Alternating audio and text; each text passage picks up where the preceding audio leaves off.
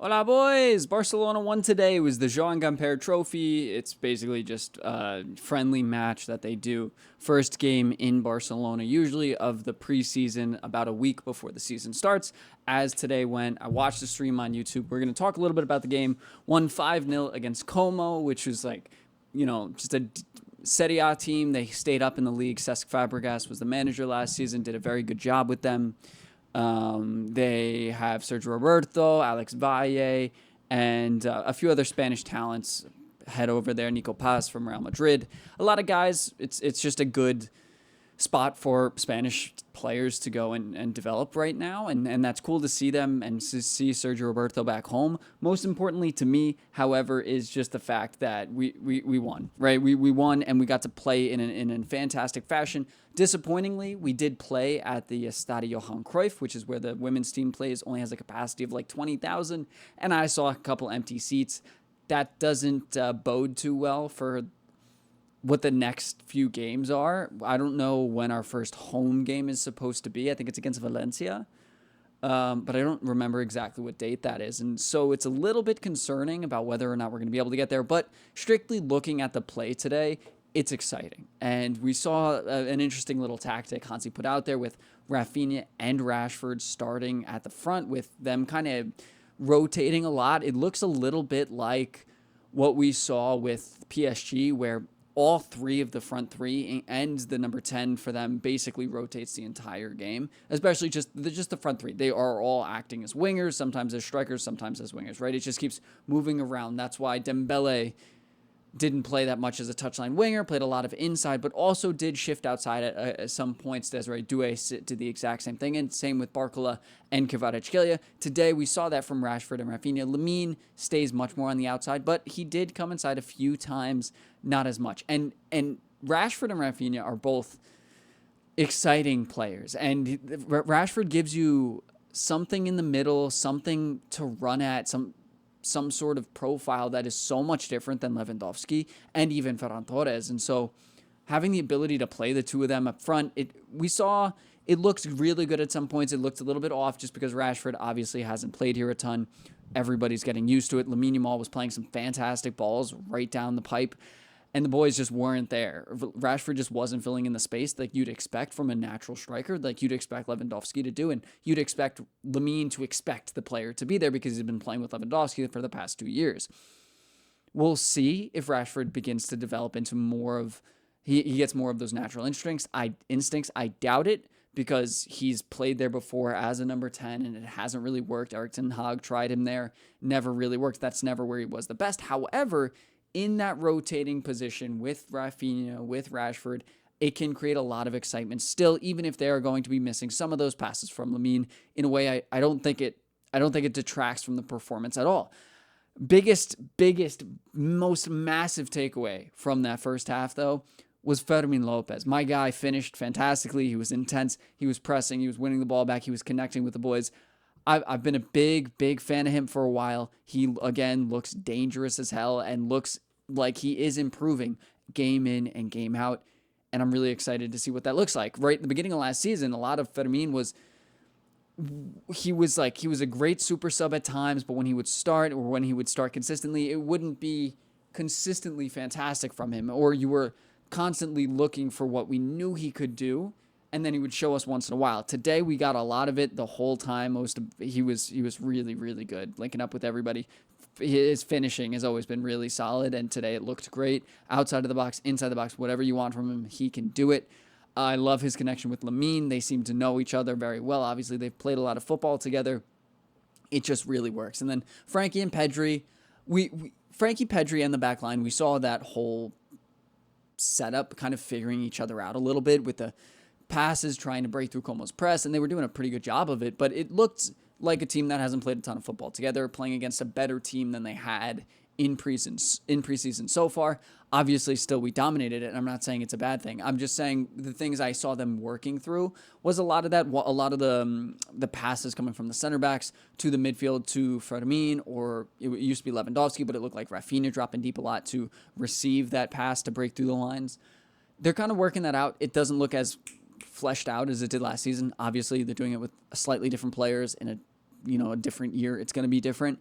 Araujo looked pretty solid. So did Kubarsi. I'm still tentative. I still want to watch how the two of them work together. I think we do lose a little bit on the ball creativity, and just the fact that we don't have a left-footed center back at left center back with Kubarsi playing there means it will be a little bit more difficult because they play the ball differently to the fullback in a way that a left footer curls it and like leads a player, leads the fullback into space on the left side, where a right-footed center back, if he plays it with his right foot, kind of stops the momentum when it like curves to the fullback that way.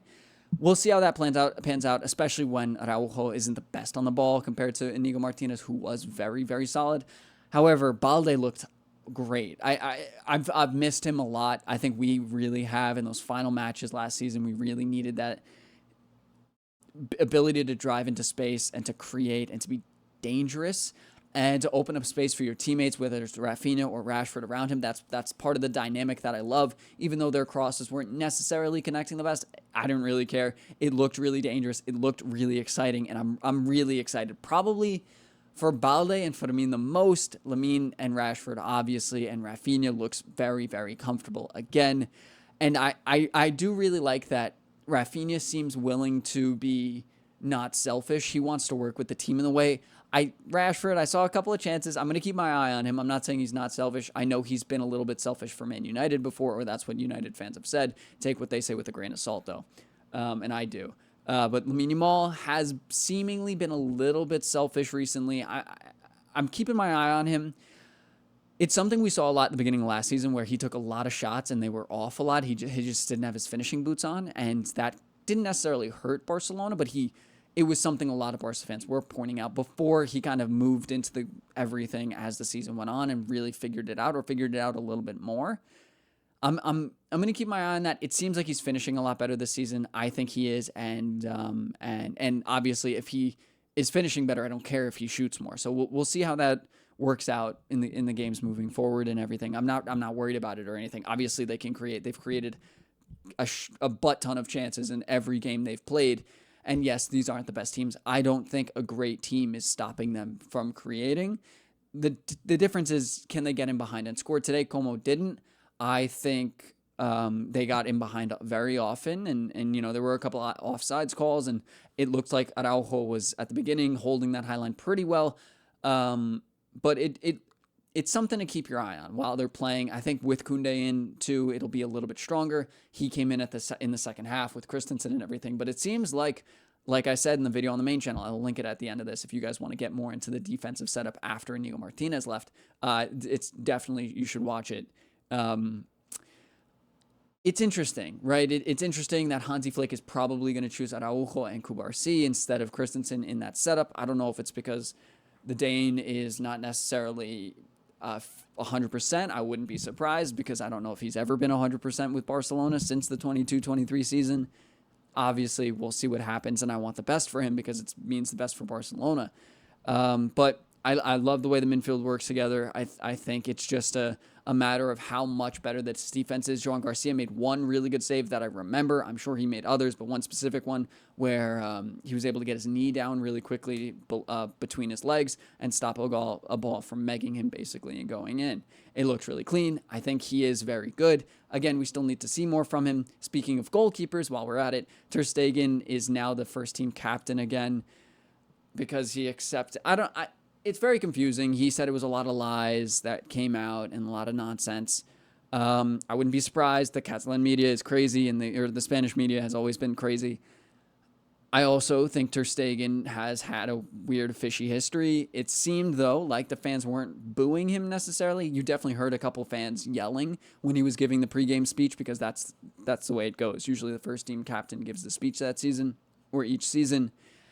And it didn't get booed. There weren't a ton of people clapping. I saw a couple of people standing up, but I saw when they were, scanning the crowd, which they didn't do a ton of, the fans are a little not happy with him, and I understand it, but I don't think the Spanish sentiment, or at least the Catalan sentiment, is as negative as football Twitter in the English world is making it out to be. So if you guys want to just keep that in mind.